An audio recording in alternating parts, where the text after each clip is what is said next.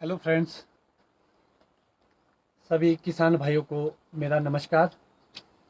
आज मेरे Facebook live आने के पीछे कुछ महत्वपूर्ण विषय थे जिस पे मैं चर्चा करना चाहता था। इस वक्त हम चैनू में, स्वीट ऑर्चर्ड चैनू में मौजूद है और इस ऑर्चर्ड की हाइट हमारे लगभग 5600 फीट है।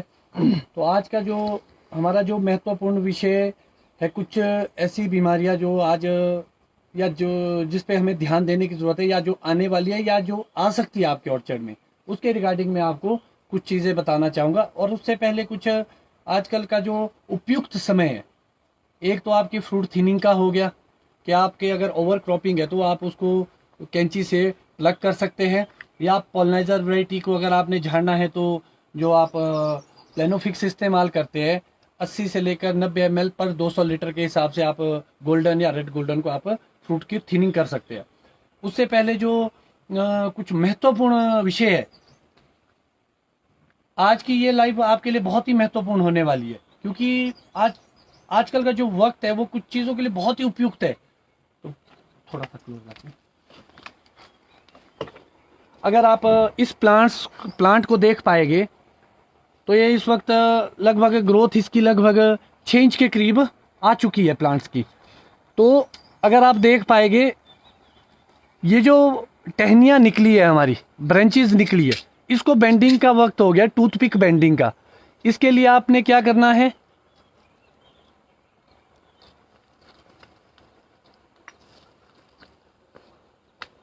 इसके लिए आपको एक ऐसी टूथपिक लेनी है जो दोनों साइड से पेनी हो।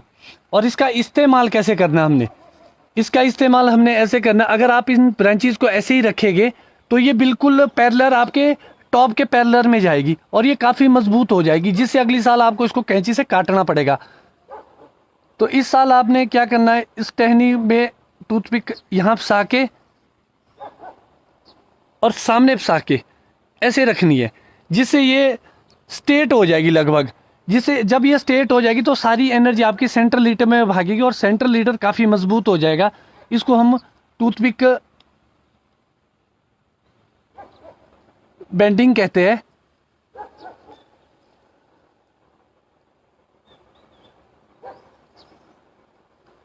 लगभग इस तरह से। और दूसरा, अगर आप देख पाएंगे कि इसको हमने धागे से भी बेंड किया है, ये कुछ दिन पहले कर दिया। आजकल भी आप इस चीज़ को कर सकते हैं, जो ब्रांचेस आपकी ज़्यादा ऊपर जा रही है उसको आप लगभग यहाँ पर बेंड कर सकते हैं। ये एक महत्वपूर्ण फेज था हमारा टूथपिक बेंडिंग का। और इसके साथ साथ एक पिंचिंग आती है, जो आपकी ये ब्रांच है जो आपके मेन लीडर से निकली है, कुछ टहनियाँ इसमें ग्रोथ में भागती है, तो इसको हमने क्या करना, ऊपर से हाथ से ऐसे तोड़ देना है। जो भी भागने वाली टहनियाँ है उसको हमने तोड़ देना है। नई कोम्पल जो आएगी उसको तोड़ देना है। और ये जो पीस रहेगा आपका लगभग 2, 3 या 4 इंच का रहेगा। जैसे आप इसको तोड़ेंगे तो इसकी ग्रोथ रुक के ये बीमों में कन्वर्ट हो जाएगा, मगर जो एक स्ट्रेट ब्रांच जा रही है उसको हमने आगे से नहीं तोड़ना है। तो ये जो दो महत्वपूर्ण विषय थे आज के, बेंडिंग को लेके और एक बेंडिंग का, एक पिंचिंग का, ये बहुत ही महत्वपूर्ण है और आजकल का उपयुक्त समय है इसके लिए। इसके साथ साथ मैं किसान भाइयों को 2 जानकारियां और देना चाहूँगा। कल मुझे एक मेरे मित्र का कोटखाई से फ़ोन आया कि आजकल ऑर्चर्ड में माइट आ गई है। तो मेरे लिए भी ये शॉकिंग था कि इतनी जल्दी माइट। तो मैं आज मॉर्निंग में वॉक पे निकला तो बगीचे पहुंचा तो मैंने पहला ही पत्ता तोड़ा, तो सच में मुझे एक माइट मिली।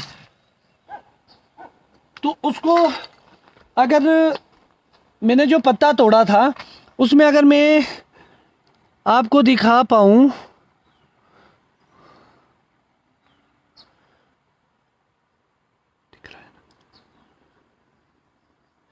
ये छोटा सा कीड़ा है। ये इसके लिए आपको सबसे अति आवश्यक जो है, आपके पास एक लेंस होना चाहिए, क्योंकि जिसकी आइज ठीक है, देख पाती है, तो वो तो शायद ऐसे भी आइडेंटिफाई कर ले, नहीं तो आपके पास एक लेंस होना चाहिए। लेंस से आप इसको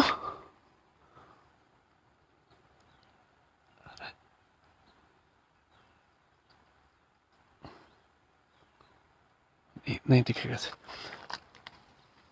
लेंस से आपको इसको आइडेंटिफाई करना है।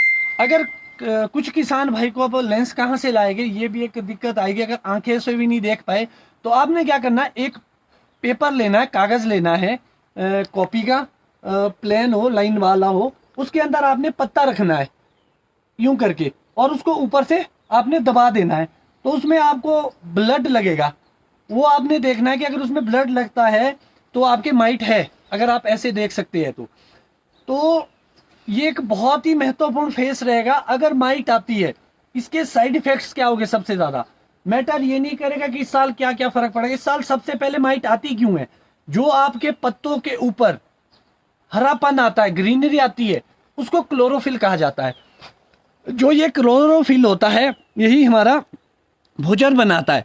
तो अगर ये जो चूसने वाले जितने भी कीड़े आते हैं, माइट आती है, तो वो क्या करेगी, आपकी क्लोरोफिल को चाट लेगी, जिससे पौधा भोजन नहीं बना पाएगा, जिससे आपके कलर नहीं आएगा और फ्रूट साइज नहीं बन पाएगा। तो आपको फोकस करना है कि आपने माइट नहीं आने दिया। और इसका नेगेटिव इम्पैक्ट, बहुत सारे फार्मर की ये शिकायत रही, इस साल के फ्लावर नहीं आया लास्ट ईयर, इस साल लास्ट ईयर की क्रॉप। उसका एक रीजन ओवर क्रॉपिंग भी हो सकता है, मगर जो सबसे मेजर रीजन रहा लास्ट ईयर, एक आपके पतझड़, दूसरा आपका माइट, तीसरा आपका वुली एफिड। उससे क्या हो गया, जो भी कीड़े चूसने वाले आते हैं वो आपके क्लोरोफिल चाटे के भोजन नहीं बना, जो आपका बीमा था, जो मिच्योर्ड होना था, वो मिच्योर्ड नहीं हो पाया। तो इसके लिए आपने सबसे महत्वपूर्ण बीमारी का इस वक्त जो इलाज है वो आपके माइट रहेगा। आप अपने बगीचों में जाइए और बिना माइट के आप स्प्रे ना कीजिए। अगर आप कर सकते हो तो समर ऑयल की 2 लीटर का, अभी आजकल थोड़ा मौसम खराब है, 2-4 दिन में जब गर्मी बढ़ेगी तो 2 लीटर आप समर ऑयल की स्प्रे कर सकते हैं माइट कंट्रोल के लिए।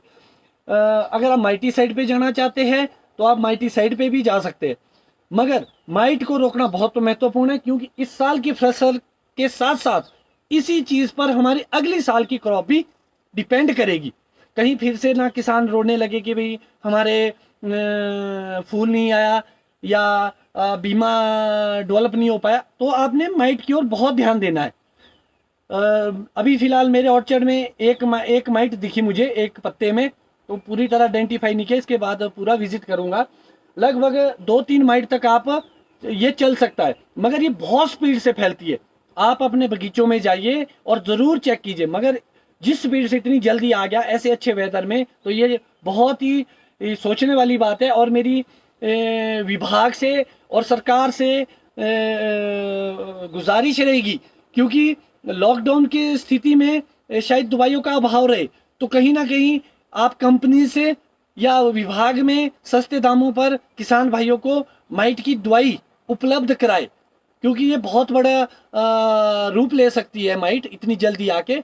और इसके साथ साथ एक और बीमारी जो आजकल में हम आइडेंटिफाई कर रहे हैं, आपकी जानकारी के लिए मैं बताना चाहूँगा, आपकी नई कोपल पे ये काले काले से कीड़े दिखेंगे, ग्रीन रोजी एफिड बोलते हैं इसको।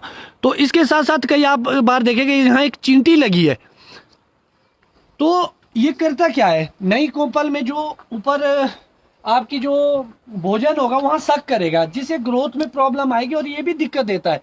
तो इसको कंट्रोल करने के लिए आपको वैसे ये नई कोपल पे कहीं कहीं होता है, इसके लिए आपको कोई भी इंसेक्टिसाइड आपके पास जो भी उपलब्ध हो, पिट्ठू मशीन में मिला के, या जो अगर किसी के पास छोटे प्लांट्स है तो जो नाई के पास स्प्रेयर आता है छोटा सा, तो उससे आप स्प्रे कर सकते हैं। कुछ लोगों की ये शिकायतें रहती है कि चींटी लगी है। किसान भाइयों, मैं आपको बताना चाहता हूं कि चींटी किसी भी प्रकार का नुकसान नहीं करती। जो ये रोजी एफिड है, ग्रीन रोजी एफिड है, ये एक मीठा पदार्थ छोड़ता अपने पीछे, और ये चींटी उसको खाने जाती है। ये चींटी की बीमारी नहीं है, ये आपकी कीड़ों की बीमारी है। चींटी इसलिए इस पे रन करती है क्योंकि ये बहुत सारी मिथ्या फैलाई जाती है फार्मर के दिमाग में। तो जो हमारा पर्पज है, हमारे किसान भाई जागरूक हो और किसी भी ऐसी दवाई का इस्तेमाल ना करे जिसकी उसको जरूरत नहीं है। तो ये कुछ एक महत्वपूर्ण विषय थे।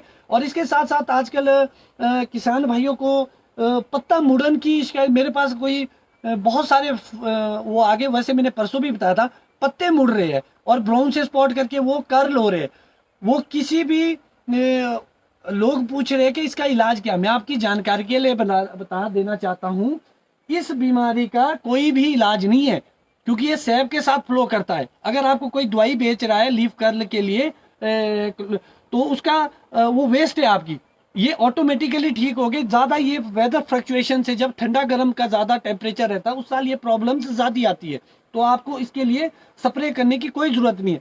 और फिर एक महत्वपूर्ण विषय में और बताना चाहूंगा, परसों की लाइव में थोड़ा सा छूट गया था कि जो मैंने आप कई फार्मर के आजकल आप देखोगे बीड़ी की तरह ऐसे पत्ते बन जाते हैं, लगभग ऐसे कर्ल हो जाते हैं, तो किसान भाई सोचता कि ये क्या हो गया। तो मैं आपको जानकारी के लिए बताना चाहता हूं, इसमें सबसे बड़ा रोल एक न्यूट्रिशन का तो होता ही है, न्यूट्रिशन की कमी भी हो सकती है, मगर उसके साथ साथ जो सबसे महत्वपूर्ण वो होता है पाउडरी मिल्ड्यू। वो पाउडरी मिल्ड्यू की वजह से आता है। फिर कुछ किसान भाइयों की मेरे से क्वेश्चनिंग आई है, बहुत सारे क्वेश्चन आए कि कहीं कहीं हमारे पाउडरी मिल्ड्यू है। तो मैं आपकी जानकारी के लिए बताना चाहता हूँ कि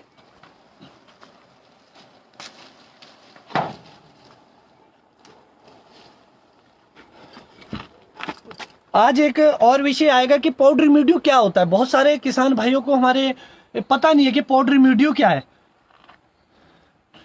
आपकी जो नई ग्रोथ है उसके ऊपर जो ये चूर्ण सा लगा होता है, ये चूर्ण सा दिख रहा होता है, इसको पाउडरी मिल्ड्यू कहा जाता है। इसके ये बहुत ही, जितना खतरनाक माइट है बगीचों में, उतना ही दूसरे नंबर का सबसे खतरनाक बीमारियों में पाउडरी मिल्ड्यू है। इसके इलाज के लिए जो भी आप अभी सिस्टमेटिक फंगिसाइड है उस टहनी को आपने तोड़ देना है या काट देना है कैंची से, और इस टहनी को कहीं भी नहीं फेंकीजिए, तो जिससे ये खत्म हो जाएगा। तो आप किसी की बातों में ना आए और खुद जागरूक बने और आइडेंटिफाई करना शुरू कर दीजिए कि पर्टिकुलर बीमारी क्या है, उसका इलाज क्या है। तो ये कुछ आज के जो महत्वपूर्ण विषय थे हमारे, खत्म करना चाहूंगा, क्योंकि